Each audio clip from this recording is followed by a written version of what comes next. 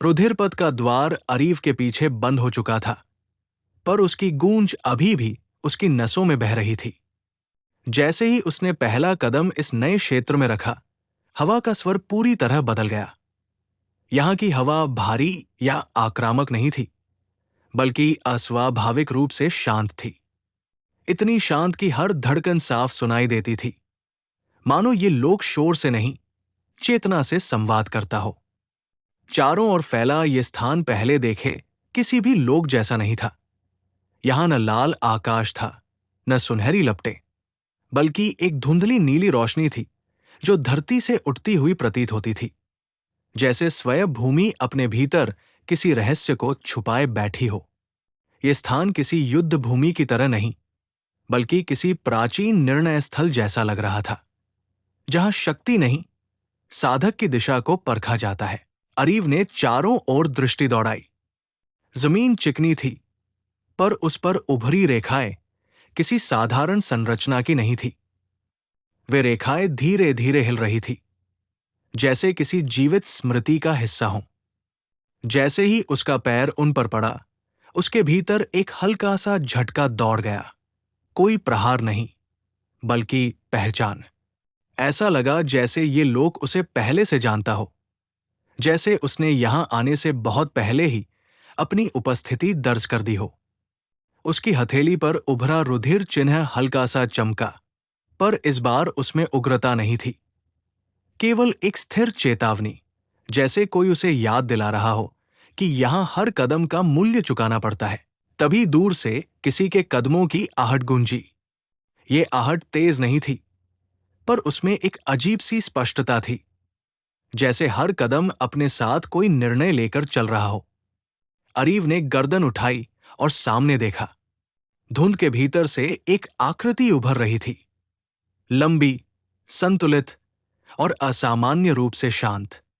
उसके वस्त्र साधारण थे, किसी योद्धा या साधक जैसे नहीं, पर उसकी चाल में न कोई हिचक थी, न कोई संकोच।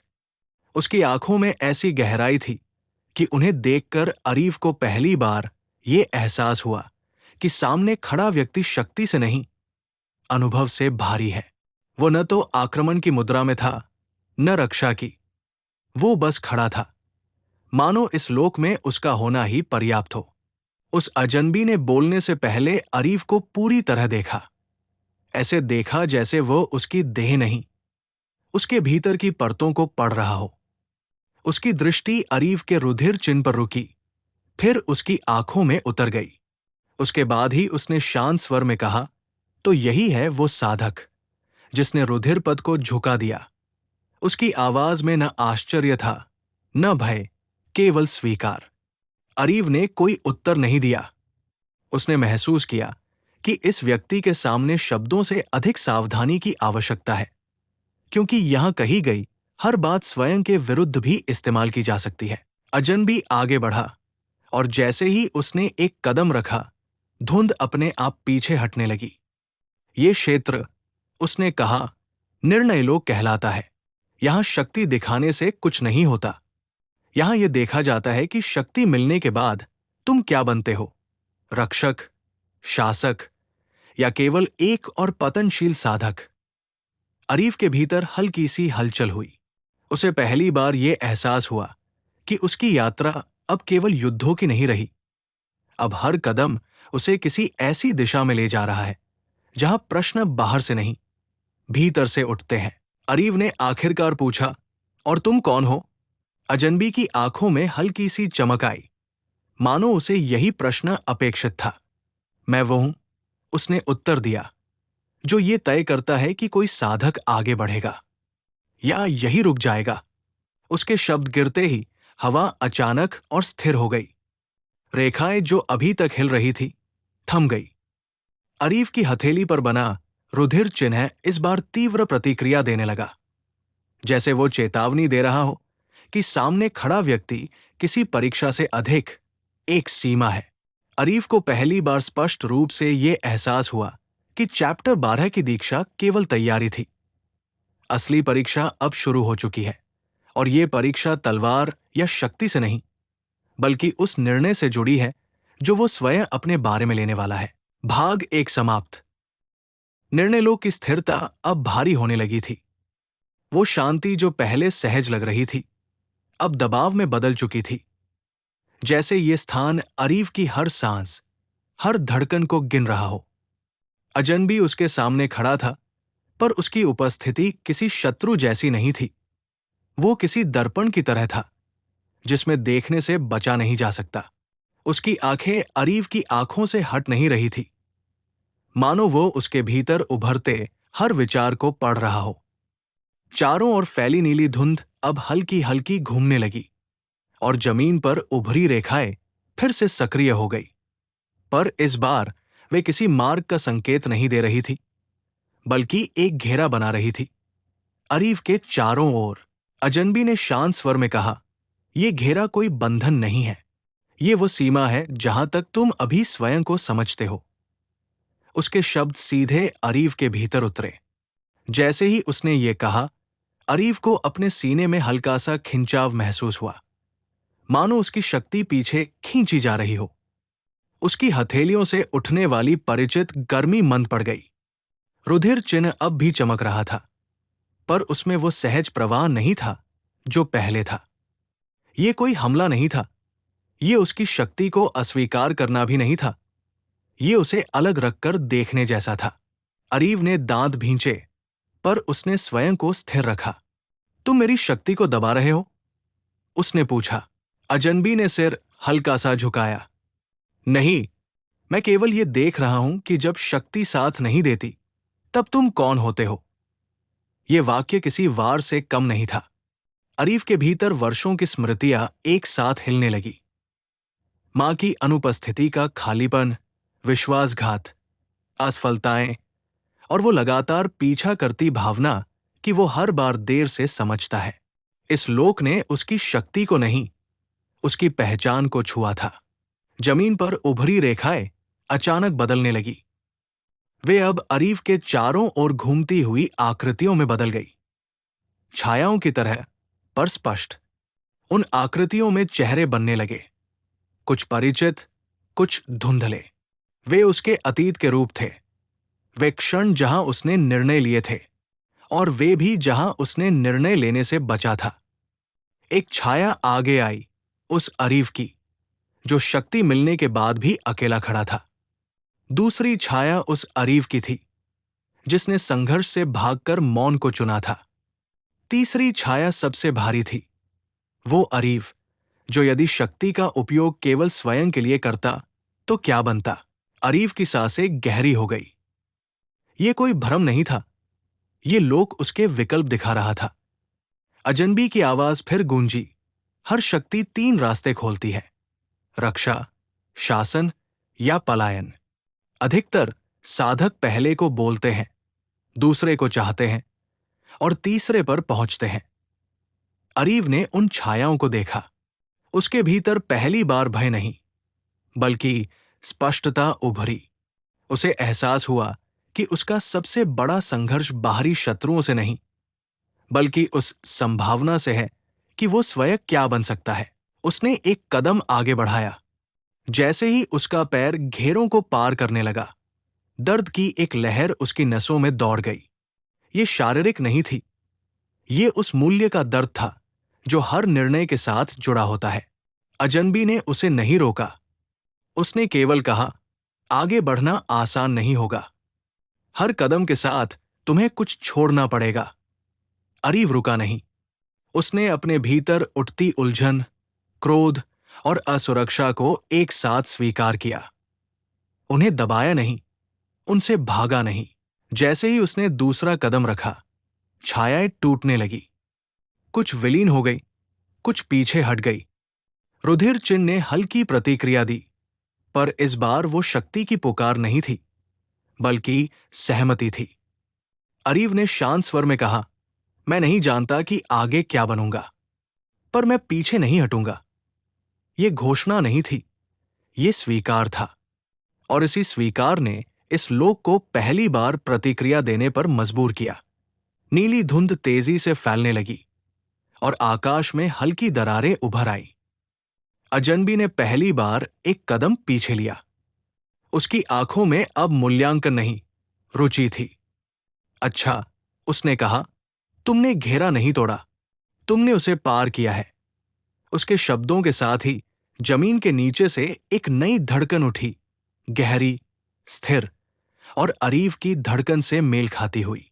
यह संकेत था कि निर्णयलोक ने उसे पूरी तरह अस्वीकार नहीं किया, पर पूरी तरह स्वीकार भी नहीं किया। अरीव समझ चुका था, यहां कोई त्वरित विजय नहीं मिलेगी। यहां हर उत्तर अगले प्रश्न को जन्म देगा। और यही इस लोक की वास्तविक परीक्षा थी। भाग 2 समाप्त। निर्णयलोक की धड़कन अब स्पष्ट हो चुकी थी। वो गहरी, स्थिर लय में पूरे क्षेत्र में फैल रही थी। जैसे ये लोक अरीव की उपस्थिति को स्वीकार कर चुका हो, पर अभी भी उस पर भरोसा नहीं कर पा रहा हो। नीली धुंध धीरे धीरे पीछे हट रही थी, लेकिन पूरी तरह गायब नहीं हुई थी। वो अब एक परत की तरह जमीन और आकाश के बीच तैर रही थी, मानो ये याद दिला रही हो कि यहां हर उत्तर अस्थायी है। अरीव आगे बढ़ चुका था, पर हर कदम के साथ उसे महसूस हो रहा था कि ये स्थान उससे कुछ मांग रहा है। कोई शक्ति नहीं, कोई रक्त नहीं, बल्कि वह चीज जो साधक अक्सर सबसे अंत में देता है, स्पष्ट निर्णय। उसके सामने धरती फटी नहीं, बल्कि खुली, जैसे कोई पुराना द्वार चुपचाप सरक गया हो। उस खुले स्थान से एक नया दृश्य उभरा, एक विस्तृत पथ जिसके दोनों ओर पत्थर खड़े थे। उन पत्थरों पर कोई नाम नहीं लिखा था, कोई चिन्ह नहीं था, पर जैसे ही अरीव ने उन्हें देखा, उसके भीतर स्मृतियां जाग उठीं।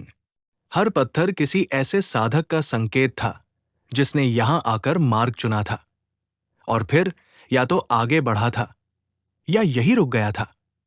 ये कोई कब्रिस्तान नहीं था, ये अधूरे निर्णयों का संग्रह था। अरीव की सांस थोड़ी भारी हो गई। उसने पहली बार महसूस किया कि ये लोक शक्ति से अधिक स्मृति पर आधारित है। जैसे ही वो आगे बढ़ा, उसके दाएं ओर का एक पत्थर हल्का सा चमका। उसके भीतर से एक छवि उभरी, एक साधक जिसके पास अपार शक्ति थी, पर जिसने हर निर्णय को दूसरों पर टाल दिया। वो साधक आगे नहीं बढ़ सका। अरीव ने बिना रुके चलना जारी रखा। बाएं ओर दूसरा पत्थर जागा, एक ऐसा साधक जिसने शक्ति के नाम पर हर संबंध तोड़ दिया और अंत में स्वयं से भी कट गया। अरीव ने आंखें नहीं फेरी, पर उसके कदम धीमे हो गए। वो समझ रहा था, ये लोक उसे डराने नहीं, चेतावनी देने के लिए ये दृश्य दिखा रहा है। अचानक पथ के मध्य हवा सघन हो गई। वही अजनबी फिर प्रकट हुआ, पर इस बार वो सामने नहीं, बल्कि पथ के अंत की ओर खड़ा था। उसके स्वर में अब पहले जैसी तटस्थता नहीं थी। तुम यहां तक आ गए हो, उसने कहा, इसका अर्थ है कि तुमने शक्ति को नहीं, परिणाम को चुना है। अरीव ने उत्तर नहीं दिया। वो जानता था कि यहां हर शब्द भी एक निर्णय है। अजनबी आगे बोला, अब एक अंतिम चयन है। ये चयन तुम्हारी शक्ति नहीं बदलेगा, ये तुम्हारे साथ चलने वालों को बदलेगा। जैसे ही उसके शब्द समाप्त हुए, पथ 2 भागों में बंट गया। दायां मार्ग उज्ज्वल था, स्पष्ट, सीधा और सुरक्षित लगने वाला। उस पर चलने से कोई हानि नहीं दिखती थी। बायां मार्ग संकरा था, अंधेरे में डूबा हुआ, अस्थिर और जोखिम से भरा। दोनों मार्ग समान रूप से शांत थे, पर उनकी शांति अलग थी। अरीव के भीतर रुधिर चिन्ह ने हल्की प्रतिक्रिया दी, पर उसने दिशा नहीं बताई। पहली बार उसकी शक्ति मौन थी। अरीव वही खड़ा रहा। उसने अपने भीतर उठती सहज इच्छा को महसूस किया, सुरक्षित मार्ग चुनने की। यही वो मार्ग था जो अधिकांश साधक चुनते हैं। पर उसी क्षण उसे उन पत्थरों की स्मृति याद आई। वे साधक जिन्होंने निर्णय से बचकर स्थिरता को चुना और यही रुक गए। उसने धीरे से कहा, जो मार्ग सबको स्वीकार हो, वही मुझे नहीं चाहिए। ये घोषणा नहीं थी, बल्कि एक स्वीकार था कि वो अब सुविधा के अनुसार नहीं चलेगा। उसने बाएं मार्ग की ओर कदम बढ़ाया। जैसे ही उसका पैर उस पथ पर पड़ा, जमीन ने प्रतिक्रिया दी। अस्थिरता की लहर उसके शरीर से गुजरी। उसकी शक्ति क्षण भर के लिए लड़खड़ाई, पर वो गिरा नहीं। अजनबी ने दूर से ये देखा और पहली बार उसके चेहरे पर एक हल्की मुस्कान उभरी। तुमने वो मार्ग चुना है, उसने कहा, जो साधक नहीं, भविष्य चुनते हैं। जैसे जैसे अरीव आगे बढ़ा, अंधकार घना होता गया, पर उसके भीतर एक नई स्पष्टता उभर रही थी। उसे अब यह समझ आ चुका था कि उसकी शक्ति आगे क्या बनेगी, ये इस पर निर्भर नहीं करेगा कि वो कितना बलवान है, बल्कि इस पर कि वह किसके साथ खड़ा रहेगा और किन्हें अपने पीछे छोड़ने को तैयार है। पथ के अंत में एक नई रोशनी दिखाई दी, छोटी पर स्थिर। ये कोई द्वार नहीं था, कोई वचन नहीं था। ये केवल एक संकेत था कि निर्णयलोक की पहली वास्तविक परीक्षा पूरी हो चुकी है और उससे आगे एक नया अध्याय प्रतीक्षा कर रहा था। भाग 3 समाप्त। अंधकार के उस संकरे पथ पर आगे बढ़ते ही अरीफ को पहली बार स्पष्ट रूप से महसूस हुआ कि निर्णयलोक अब उसे केवल परख नहीं रहा, वो उसे बदल रहा है। हवा का तापमान असमान था, कहीं ठंडक, कहीं हल्की जलन, मानो ये स्थान उसके भीतर के विरोधाभासों को सतह पर ला रहा हो। हर कदम के साथ उसके रुधिर चिन्ह की धड़कन बदलती रही, कभी धीमी, कभी तीव्र, जैसे ये स्वयं भी तय नहीं कर पा रहा हो कि आगे की राह में उसे किस रूप में साथ देना है। अरीव ने अपनी गति स्थिर रखी, क्योंकि अब उसे समझ आ चुका था कि यहां जल्दबाजी कमजोरी है। पथ के दोनों ओर उभरी दीवारें अब पास आने लगी थी। उन पर उभरी आकृतियां किसी युद्ध या साधना की नहीं थी, बल्कि साधारण क्षणों की थी। किसी का हाथ छोड़ देना, किसी की बात अनसुनी करना, किसी अवसर को भय के कारण ठुकरा देना। ये दृश्य अरीव के नहीं थे, पर उन्हें देखकर उसके भीतर एक अजीब सी कसक उठी। उसे एहसास हुआ कि ये लोक उसे ये दिखा रहा है कि हर निर्णय केवल लेने वाले को नहीं, बल्कि उन सबको प्रभावित करता है जो उस निर्णय की परछाई में खड़े होते हैं। तभी पथ अचानक रुक गया। सामने कोई द्वार नहीं था, कोई बाधा नहीं थी, बस खालीपन था। उस खालीपन के केंद्र में एक आकृति खड़ी थी, घुटनों के बल बैठी हुई, सिर झुकाए। उसकी उपस्थिति अस्थिर थी, जैसे वो यहां पूरी तरह अस्तित्व में नहीं हो। अरीफ के कदम अपने आप धीमे हो गए। जैसे ही वो पास पहुंचा, आकृति ने सिर उठाया। वो युवा था, बहुत युवा, और उसकी आंखों में भय नहीं, बल्कि थकान थी। तुमने गलत मार्ग चुना है, उसने धीमे स्वर में कहा, या शायद। बहुत सही। अरीव रुका। तुम कौन हो? युवा ने हल्की मुस्कान के साथ उत्तर दिया, मैं वो हूं जो इस पथ पर तुमसे पहले आया और आगे नहीं बढ़ सका। उसके शब्दों में कोई पश्चाताप नहीं था, केवल स्वीकार। उसने आगे कहा, निर्णयलोक ने मुझे भी विकल्प दिए थे। मैंने जोखिम चुना, पर परिणाम के भार के लिए तैयार नहीं था। अरीव ने उसकी ओर देखा और पहली बार समझा कि ये कोई भ्रम नहीं है। ये वो साधक था जिसे ये लोक यही रोक चुका था, न दंड देकर, न मृत्यु देकर, बस स्थिर करके। युवा ने अरीव की हथेली की ओर देखा। तुम्हारे पास अभी भी चयन है, उसने कहा, आगे बढ़ो और जो पीछे छूटेगा उसे स्वीकार करो, या मुझे उठाओ और अपने मार्ग को भारी बनाओ। ये कोई याचना नहीं थी, ये एक प्रस्ताव था। अरीफ के भीतर तुरंत गणना शुरू हो गई। यदि वह इस साधक को साथ लेता है तो उसकी गति, उसकी स्वतंत्रता और शायद उसकी शक्ति सब प्रभावित होंगे। पर यदि वह उसे छोड़ देता है तो ये निर्णयलोक की ही भाषा में सही होगा। उसने आंखें बंद की। उसे फिर उन पत्थरों की स्मृति आई, वे साधक जिन्होंने सुविधा चुनी और यही रुक गए। उसने धीरे से कहा, मैं ये नहीं जानता कि तुम्हें आगे ले जाने का परिणाम क्या होगा, पर मैं ये जानता हूं कि तुम्हें यहां छोड़ देना आसान होता। उसने हाथ आगे बढ़ाया। जैसे ही उसकी उंगलियां उस युवा के कंधे को छूने लगी, हवा में तेज कंपन हुआ। पथ कांप उठा। दीवारों पर उभरे दृश्य टूटने लगे। निर्णयलोक प्रतिक्रिया दे रहा था, न रोष में, न आनंद में, बल्कि स्वीकृति में। युवा ने अरीव का हाथ पकड़ा और उठ खड़ा हुआ। उसी क्षण अरीव के भीतर एक तीखी थकान दौड़ गई, मानो उसकी कुछ शक्ति स्थायी रूप से बांट दी गई हो। रुधिर चिन्ह मंद पड़ा, पर बुझा नहीं। युवा ने भारी सांस लेते हुए कहा, अब तुम्हारा मार्ग अकेला नहीं रहेगा, पर सरल भी नहीं रहेगा। अरीव ने सिर हिलाया। उसने पहली बार किसी निर्णय के साथ तत्काल मूल्य चुकाया था, और ये उसे सही लगा। दूर कहीं निर्णय लो के उस अजनबी ने ये दृश्य देखा। उसकी आंखों में हल्की कठोरता आई, पर उसने हस्तक्षेप नहीं किया। अब देखेंगे, उसने स्वयं से कहा, कि जब शक्ति बंटती है तो नेतृत्व जन्म लेता है, या पतन। पथ फिर से खुल गया, पर अब उसकी रोशनी पहले जैसी नहीं थी।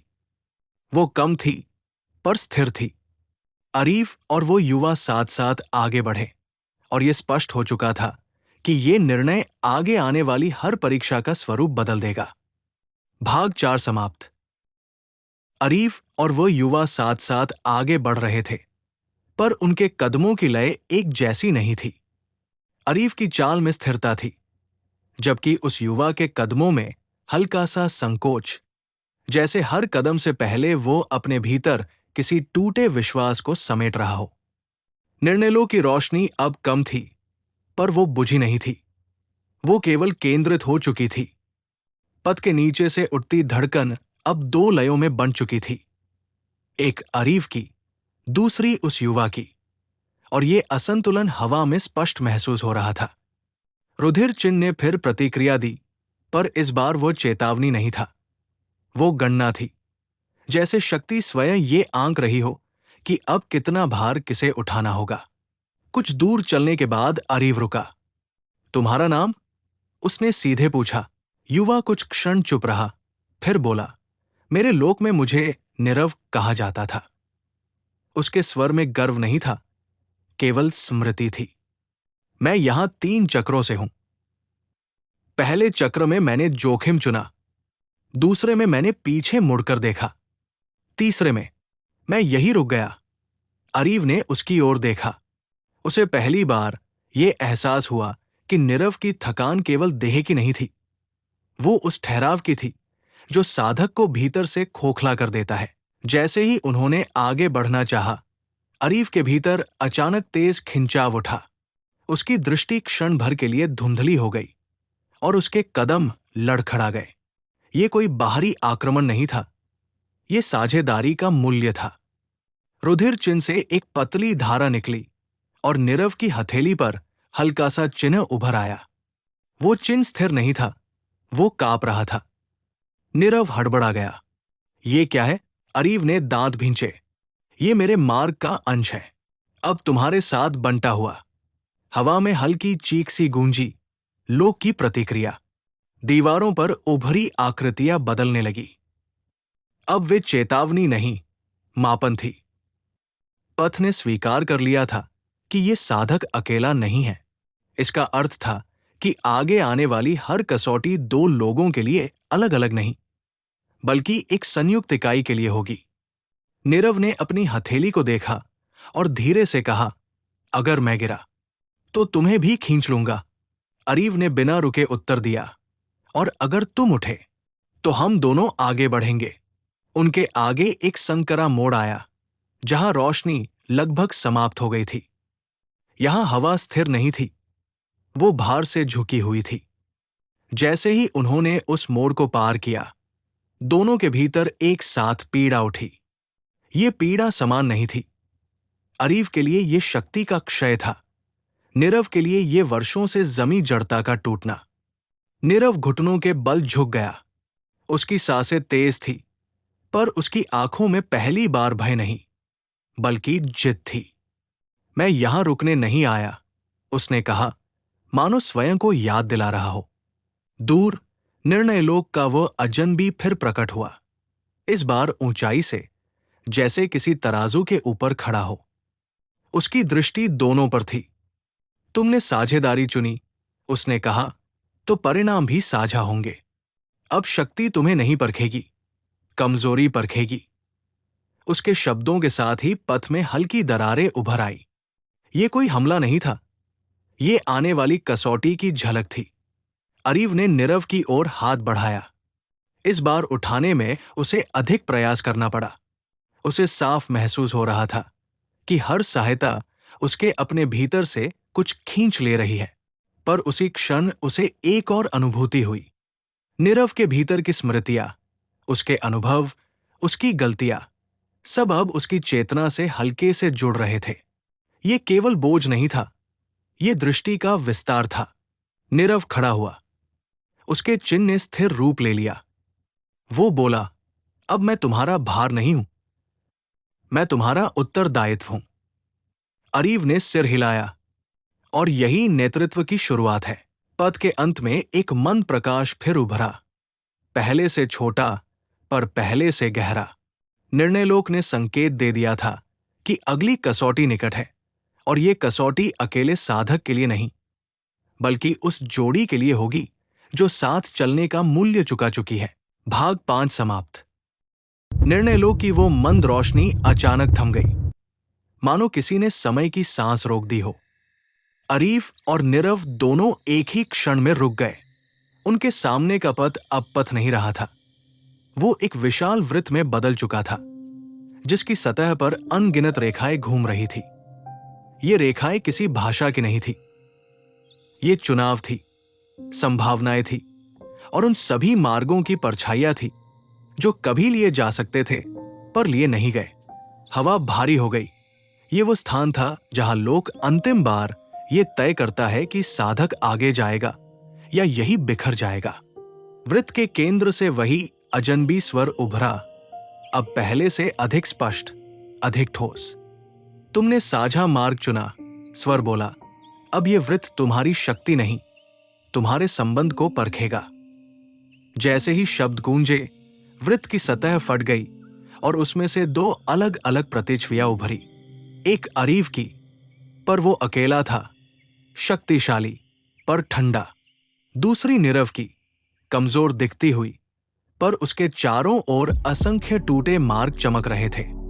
ये टकराव बाहरी नहीं था, ये उनके भीतर का था। अरीव ने अपनी प्रतिच्छवि को देखा और पहली बार उसे कुछ असहज लगा। वो शक्ति तो थी, पर उसमें वो भार नहीं था जो किसी दूसरे के लिए खड़ा होने से आता है। नीरव अपनी प्रतिच्छवि की ओर देख रहा था और उसकी आंखों में पहली बार स्वीकार था। अगर मैं फिर गिरा, उसने धीमे कहा, तो ये मेरी अंतिम गिरावट नहीं होगी।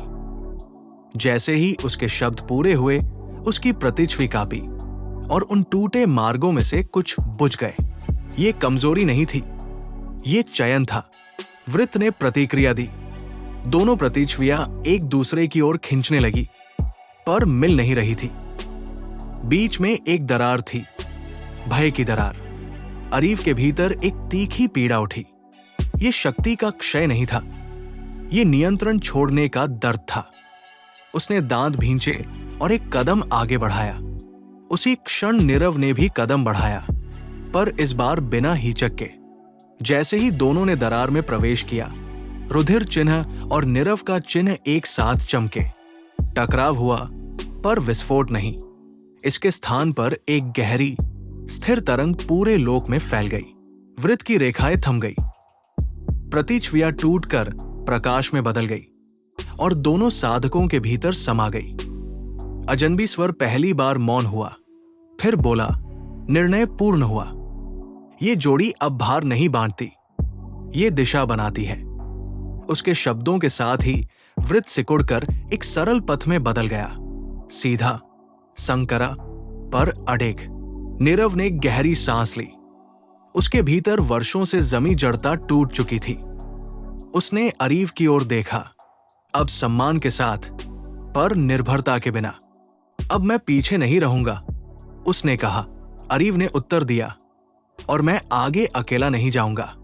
दूर उस नए पथ के अंत में एक अलग रंग की रोशनी उभरी, लाल नहीं, सुनहरी नहीं, बल्कि गहरी धूसर।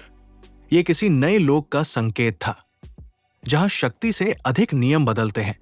निर्णय लोक ने अपना द्वार बंद करना शुरू कर दिया था। हवा में अंतिम गूंज फैली, ये चेतावनी नहीं थी, ये घोषणा थी। अगला चरण। संधिलोक। अरीफ और नीरव ने बिना रुके कदम बढ़ाए। उनके पीछे निर्णय लोक शांत हो गया, जैसे उसने अपना काम पूरा कर लिया हो। आगे जो था वो परीक्षा नहीं थी, वो टकराव था। चैप्टर 13 समाप्त। नया अध्याय प्रारंभ होगा। अध्याय 14, संधिलों की शर्तें।